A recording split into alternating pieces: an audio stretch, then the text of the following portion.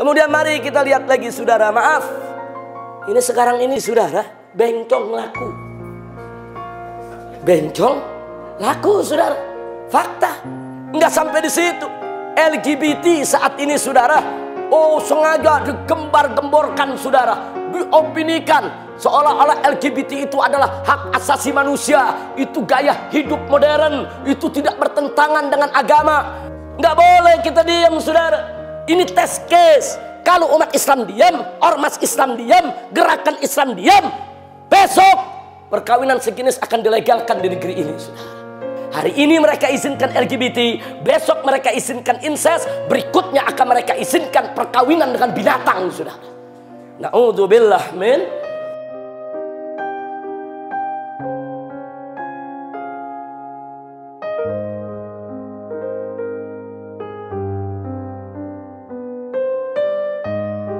Assalamualaikum warahmatullahi wabarakatuh. Bismillah walhamdulillah wassalatu wassalamu ala rasulillah wa ala alihi wa sahbihi wa mawalah. Kepada yang sama kita cintai dan semoga senantiasa dimuliakan Allah subhanahu wa ta'ala, orang tua kita yaitu Ammuna Abdul Qadir Askar hafizahullah ta'ala wa ra'ah. Begitu juga putra beliau akhina al-fadil itu Fahmi bin Abdul Qadir Askar hafizahullah ta'ala wa ra'ah. Dan tidak lupa untuk orang tua kita, guru kita al-muhtaram al-mukarram al-ustadz Abdullah Jaidi wal ustadz Zaid Mahmid dan para asatidz yang lainnya hafizahumullah ta'ala wa ra'ahum. Famadallahu bituli hayatihim wa nafa'ana bi ulumihim fid dini wad dunya wal akhirah. Amin ya rabbal alamin. Ahiba'il kiram, pertama-tama saya menyampaikan permohonan maaf atas keterlambatan ini, karena tadi jam 4 sore sampai setengah 6 saya masih mengisi acara di Masjid At-Taubah, rest area kilometer 57. Satu majelis rutin bulanan yang tidak bisa saya tinggalkan. Dan dari sana menjelang maghrib tadi langsung berangkat kemari, dan luar biasa macet di jalan tol. Dan baru sampai saat ini jam 10. Mudah-mudahan ini semua bisa menjadi penyebab turunnya berkah buat kita. Dan mohon dibukakan pintu maaf yang sebesar-besarnya. Pada kesempatan yang berbahagia ini, saya ingin mengingatkan diri saya khususnya dan segenap ikhwan al-ahibba'i rahimakumullah, bahwa Allah telah mengingatkan kita melalui firman-Nya dalam Al-Qur'anul Karim. Faqala ta'ala, innas sam'a wal basara wal fuada kullu ulaika kana anhu mas'ula. Shadaqallahul azim. Jadi telah jauh-jauh hari semenjak Al-Quran itu diturunkan, Allah sudah mengingatkan kepada kita bahwasanya pendengaran, pandangan mata, dan jiwa kita semuanya akan dimintai pertanggungjawaban. Apa yang kita dengar, apa yang kita lihat, kenapa kelak akan dimintai pertanggungjawaban? Sebab apa yang kita dengar dan apa yang kita lihat itu akan sangat berpengaruh kepada jiwa kita. Dan itu akan sangat berpengaruh kepada pembentukan kepribadian kita. Itulah sebabnya dari jauh-jauh hari Allah sudah ingatkan kita untuk berhati-hati menjaga pendengaran dan menjaga penglihatan kita. Karena memang pendengaran dan penglihatan punya pengaruh yang sangat besar di dalam pembentukan karakter dan kepribadian kita semua, ya ikhwan. Kita bisa lihat di zaman yang serba maju dalam bidang teknologi informasi saat ini, bagaimana yang didengar dan dilihat oleh generasi muda kita melalui berbagai macam media cetak maupun elektronik, itu sudah betul-betul sangat mempengaruhi perilaku mereka. Nah, cuma sayangnya banyak pengambil kebijakan atau pemegang kewenangan di kita punya negeri masih tidak peduli dan tidak punya perhatian secara khusus di dalam persoalan tersebut, saudara. Nah, maka itu tadi di awal ceramah ini, pelajaran ini, saya sampaikan ayat Al-Quran yang bicara tentang pendengaran dan penglihatan. Ada apa gerangan? Yuk mari kita lihat, saudara. Sejak tahun 1998 kita masuk ke era keterbukaan informasi. Saking terbukanya, maka perizinan untuk pembukaan televisi baru di negeri ini, saudara, luar biasa. Betul-betul dipermudah. Sehingga saat ini di Indonesia ada puluhan channel televisi. Baik itu televisi nasional yang diambil daripada antena biasa, saudara, maupun itu televisi parabola atau televisi digital atau televisi streaming dan lain sebagainya. Bahkan jumlah televisi yang saat ini ada di Indonesia jauh lebih banyak daripada televisi yang ada di Amerika yang dikenal sebagai negara paling bebas sekalipun, ya ikhwan. Luar biasa. Nah, kemudian apa yang terjadi, saudara? Dengan alasan hak asasi manusia, dengan alasan demokrasi dan kebebasan, akhirnya televisi tersebut banyak menyajikan berbagai macam penyajian penayangan yang tidak lagi sesuai dengan norma-norma agama maupun norma-norma budaya dan tradisi bangsa Indonesia yang ketimuran.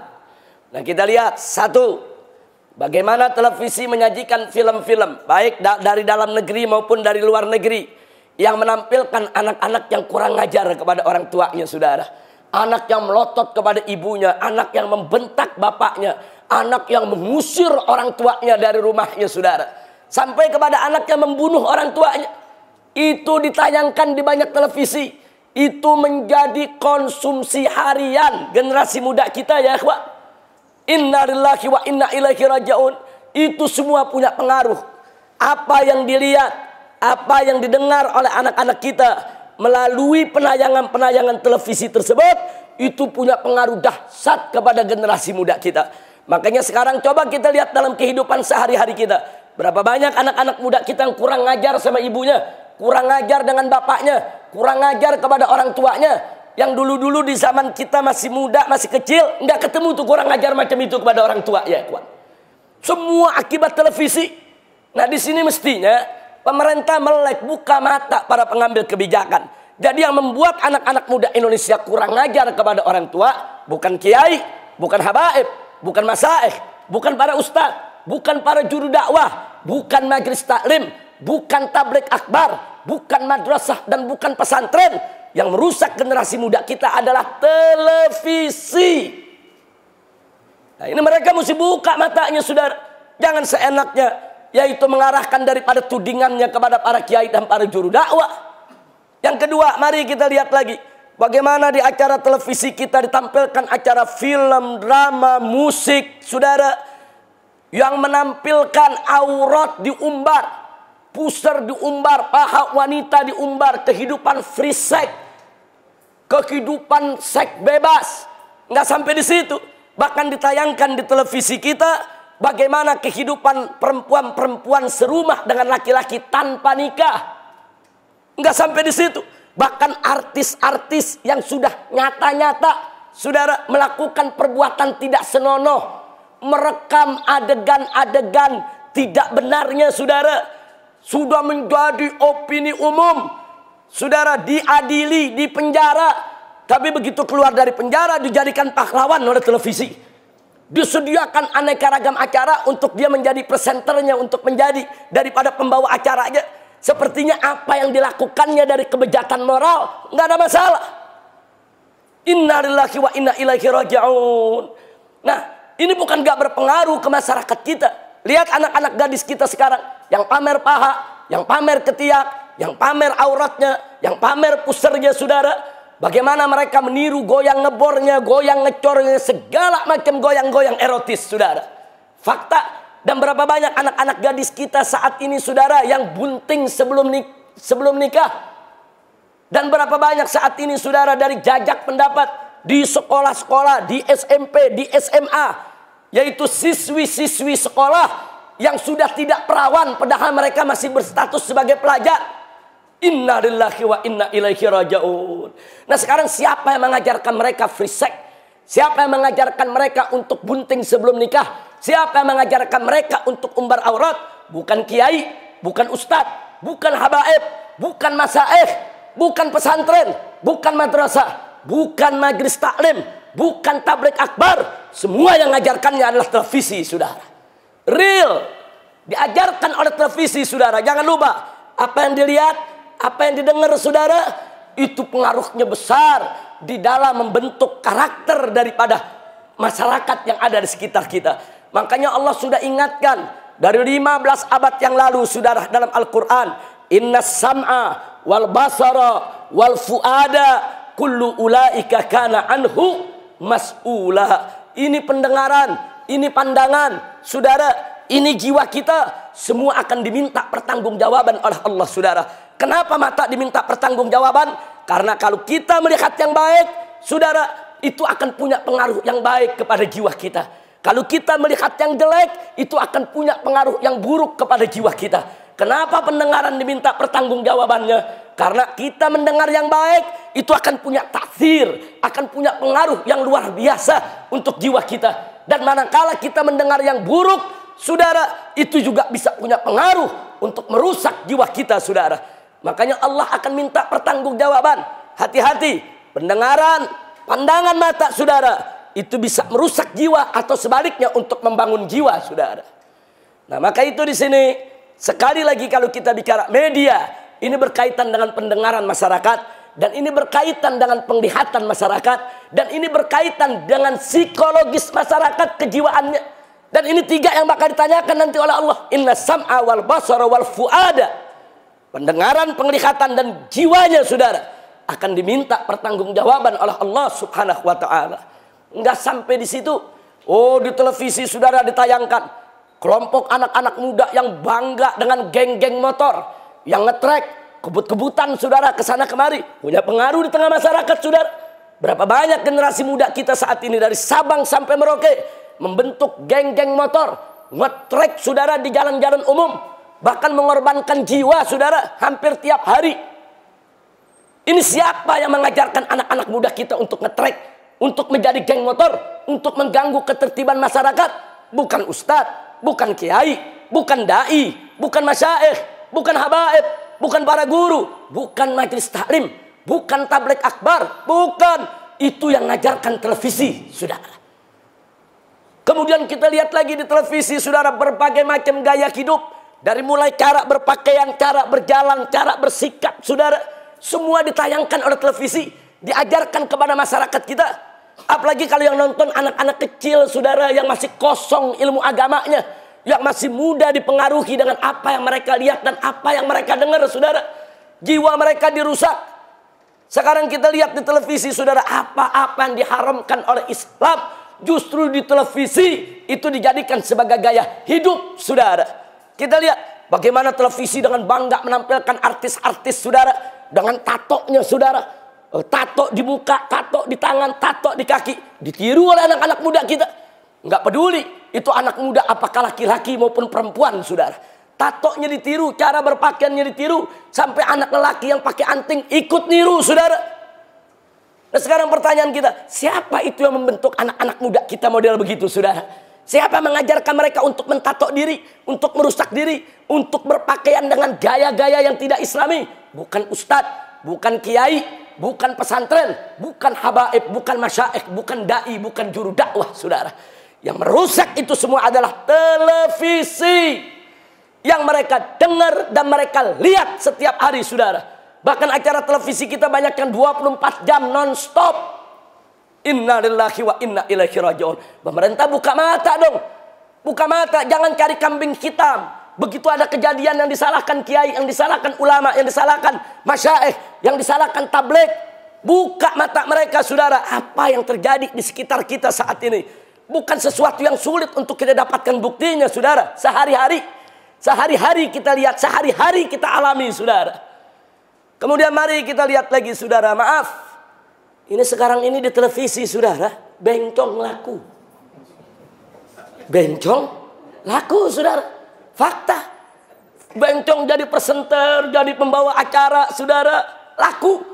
Sampai-sampai ada artis-artis yang dia bukan bencong, dia lelaki, tapi karena takut nggak laku, dibencong-bencongin. Fakta, saudara. Badan gede, seterek, tampil di TV, saudara. Ada apa, saudara? Ada apa di negeri ini, saudara? Inna lillahi wa inna ilaihi raji'un. Saudara, akhirnya apa yang terjadi sekarang? Itu punya pengaruh di tengah masyarakat, saudara. Sampai anak-anak banyak meniru tingkah laku para bencong. Saudara, dia tiru karena dia menganggap itu gaya artis, itu gaya selebritis, itu gaya orang top. Dia tiru. Inna lillahi wa inna ilaihi raji'un. Padahal Nabi dengan tegas mengatakan, la'anallah al-mustabihina minar rijali bin nisa wal mustabihati minan nisa'i bir rijal. Allah melaknat laki-laki yang menyerupai perempuan dan perempuan yang menyerupai laki-laki, saudara. Enggak sampai di situ. LGBT saat ini, saudara, sengaja digembar-gemborkan, saudara, diopinikan seolah-olah LGBT itu adalah hak asasi manusia, itu gaya hidup modern, itu tidak bertentangan dengan agama. Diundang Profesor Doktor ahli neurologi saraf yang mengatakan bahwa LGBT itu bukan penyakit. LGBT itu adalah kecenderungan biologis biasa. Tidak apa-apa. Kita harus menerima apa adanya. Enggak sampai di situ. Ada profesor doktor, guru besar Universitas Islam Negeri, saudara, sekaligus anggota Dewan Pakar Kementerian Agama Republik Indonesia. Saudara, begitu diwawancari wartawan, apa dia katakan? Homoseks dan lesbian, saudara, itu kodrat dari Allah, nggak apa-apa. Dan itu tidak mengurangi ketakwaan seseorang kepada Allah. Saudara, gerakan LGBT ini adalah gerakan internasional. Ini merupakan bagian program resmi UNDP, United Nation Development Program, satu badan khusus Perserikatan Bangsa-Bangsa untuk pembangunan dunia, saudara. Khusus untuk Indonesia saja per tahunnya digelontorkan dana 108 miliar, saudara, untuk pengembangan LGBT. Ini laporan resmi UNDP, saudara. Resmi. Ini program PBB. Ini program internasional, saudara. Makanya kenapa kemarin itu sengaja diletupkan ini masalah, saudara, tes case. Mereka mau tes di negeri kita. Kira-kira orang kita marah apa enggak? Kira-kira orang kita protes apa enggak? Kira-kira orang kita ini akan terima atau tidak? Tes case, saudara. Hati-hati. Saudara, di Amerika Serikat sebelum Barack Obama menandatangani undang-undang perkawinan sejenis, hasil polling resmi pemerintah Amerika Serikat, 80% warga Amerika menolak perkawinan sejenis, saudara. Dan Barack Obama pun, saudara, begitu diwawancarai oleh salah satu televisi nasional di Amerika Serikat, saudara, mengatakan tidak setuju dengan perkawinan sejenis. Tapi, saudara, gerakan Freemasonry, gerakan Illuminati, gerakan Zionis internasional, gerakan lobby Yahudi di Amerika terlalu kuat sampai Barack Obama ditekan dalam tekanan, tidak berkutik, sampai akhirnya Barack Obama menandatangani undang-undang daripada perkawinan sejenis, sudah. Nah, pertanyaan saya, kalau Barack Obama, Presiden Amerika Serikat, negara superpower, menghadapi lobby Yahudi tidak berkutik, kira-kira Jokowi bagaimana? Ya, saya cuma nanya aja, saudara. Saya nanya begini bukan untuk merendahkan Pak Jokowi, bukan. Tapi yuk kita lihat, kita akui dengan jujur.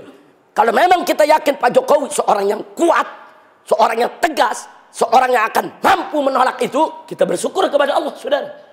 Tapi kalau sebaliknya, kalau seorang Obama saja tidak mampu untuk menghadapi tekanan dunia soal LGBT, terus kita lihat dengan mata kepala kita bahwa Jokowi tidak lebih bagus daripada Barack Obama, saudara, maka kewajiban kita umat Islam se-Indonesia rame-rame mendorong Presiden Jokowi untuk melawan segala tekanan, saudara.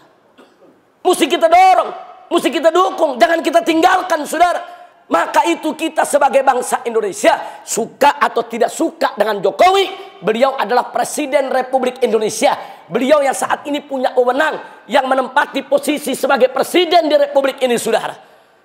Suka atau tidak suka, wajib kita dorong kita punya Presiden, saudara, untuk lawan tekanan tersebut, supaya tidak boleh, saudara, perkawinan sejenis dihalalkan, dilegalkan di Republik Indonesia ini. Masya Allah, hati-hati, saudara. Jadi sekarang kalau kita lihat presiden kita ini lemah, ya jangan kita tinggal dong. Kalau orang-orang kafir bisa negen presiden kita, kenapa kita nggak bisa negen ke presiden kita, saudara? Kalau kelompok LGBT bisa maksa presiden, kenapa kita nggak bisa maksa presiden? Kalau kelompok LGBT mau coba-coba ngancam presiden, kita juga bisa ancam, saudara. Jangan coba-coba Jokowi untuk meresmikan perkawinan sejenis, saudara. Nggak boleh kita diam, saudara. Ini test case. Kalau umat Islam diam, ormas Islam diam, gerakan Islam diam, besok perkawinan sejenis akan dilegalkan di negeri ini, saudara. Hati-hati. Tapi kalau penolakan kita keras, penolakan kita tegas, saudara, dan kita kompak bersatu, insya Allah undang-undang perkawinan sejenis tidak akan pernah bisa dilegalkan di negeri ini, saudara. Hati-hati, saudara. Dulu di Eropa tidak ada satu negeri pun yang melegalkan perkawinan sejenis. Apalagi di Amerika. Dulu semua menolak, saudara. Tapi begitu terjadi tekanan-tekanan dari gerakan Freemasonry dan gerakan Illuminati, satu persatu negara-negara Eropa gugur berjatuhan, saudara. Dimulai dari Jerman sebagai contoh. Dulu negara Jerman paling keras. Perkawinan sejenis tidak boleh ada di Jerman, saudara. Tapi apa yang terjadi setelah itu? Jerman menghadapi tekanan yang luar biasa. Akhirnya di Jerman lahir undang-undang perkawinan sejenis. Nggak sampai di situ, saudara. Begitu mereka berhasil menggolkan perkawinan sejenis, menggolkan undang-undang LGBT, saudara. Lalu apa mereka lakukan kemudian? Mereka tekan lagi pemerintah untuk mensahkan undang-undang insest, saudara. Apa itu insest? Perkawinan sedarah. Perkawinan kakak dengan adik, paman dengan keponakan, bapak dengan anak, saudara. Mereka tuntut dengan nama hak asasi manusia, kebebasan. Akhirnya, saudara, Jerman tumbang lagi. Nggak mampu menekan. Sampai undang-undang insest itu dilegalkan di Jerman, saudara. Besok insest ini akan ketularan di negara-negara Eropa sampai ke Amerika. Hari ini LGBT, besok insest, saudara. Nggak sampai di situ. Saat ini ada gerakan di Eropa, bukan lagi LGBT, bukan lagi insest, tapi gerakan zoofilia, gerakan kawin dengan binatang, saudara. Ada kejadian, saudara. Perempuan kawin dengan yaitu anjing jantan, saudara, ngundang orang pakai resepsi. Hari ini memang belum ada satupun negara Eropa termasuk Amerika, saudara, yang membuat undang-undang soal zoofilia. Tapi kemungkinan itu tidak tertutup besok atau lusa, saudara. Hari ini mereka izinkan LGBT, besok mereka izinkan insest, berikutnya akan mereka izinkan perkawinan dengan binatang, saudara. Na'udzubillah min dzalik. Makanya pantas luar biasa para ulama kita, saudara. Ulama-ulama kita, kalau kita buka kitab fikih, saudara, ini belum rame di zaman sekarang. 1200 tahun yang lalu mereka sudah ribut soal kawin dengan binatang, saudara. Apa hukum kalau manusia kawin dengan binatang? Saudara, udah dirinci sama mereka, saudara. Apa hukumnya? Bagaimana sanksinya? Bagaimana cara mengatasinya, saudara? Mereka keluarkan dalil-dalilnya. Belum kejadian, mereka sudah bicarakan. Inilah ulama-ulama salaf kita dulu, saudara. Mereka berpandangan panjang ke depan, saudara, di dalam menggali hukum. Kita sekarang baru ribut setelah kejadian. Tapi ulama kita 1200 tahun yang lalu belum kejadian, mereka sudah bahas, mereka sudah berikan peringatan. Luar biasa, saudara. Ini pandangan mata yang begitu jauh karena keikhlasan mereka di dalam menegakkan agama Allah dan menyebarkan ilmu agama yang manfaat. Alhamdulillah, radhiyallahu anis salaf wa nafa'ana bihim jami'an, amin ya rabbal alamin.